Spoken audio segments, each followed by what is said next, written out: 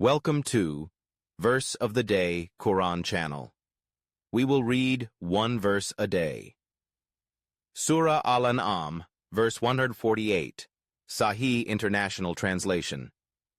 Those who associate others with Allah will say, "If Allah had willed, we would not have associated anything, and neither would our forefathers, nor would we have prohibited anything." Likewise did those before them deny until they tasted our punishment. Say, "Do you have any knowledge that you can produce for us? You follow not except assumption, and you are not but misjudging." Tafsir of Ibn Kathir on Surah Al-An'am, verse 148. This verse addresses the argument presented by the polytheists who associated partners with Allah and justified their actions by claiming that if Allah had willed, they would not have committed shirk, polytheism, or forbidden certain things. They argued that Allah's will was behind everything, including their false practices. In this regard, they attempted to evade responsibility for their actions, attributing them to Allah's will.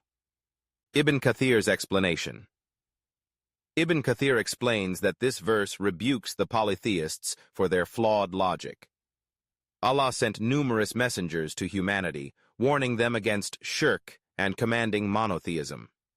Despite these warnings, people persisted in their false beliefs and practices. When Allah's punishment finally reached them, they realized the error of their ways, but by then, it was too late. Those who associate others with Allah will say. The verse begins by describing the excuses that the polytheists made. They tried to justify their idolatry by claiming that Allah's will was behind it. This flawed argument was used by the polytheists of Makkah and also by previous nations. If Allah had willed, we would not have associated anything, and neither would our forefathers.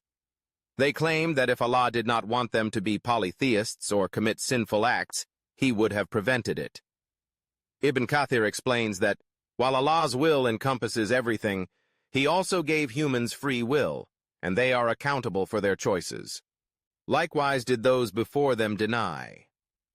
The same false reasoning was used by previous nations who rejected their prophets.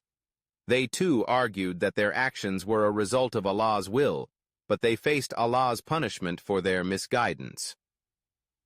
Do you have any knowledge that you can produce for us? Allah challenges their baseless claims, asking them if they have any divine knowledge or evidence to support their argument. Ibn Kathir highlights that these people were merely following assumptions and had no real evidence for their shirk or forbidden practices.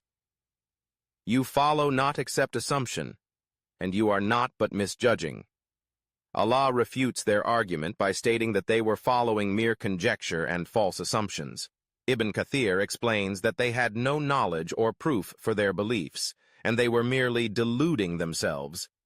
Thus, this verse refutes the excuse of the polytheists and establishes that while Allah's will encompasses everything, human beings are responsible for their actions, and they cannot escape accountability by blaming divine will for their choices. If you found this explanation enlightening, consider sharing it with others and subscribing for more insights into the Quran.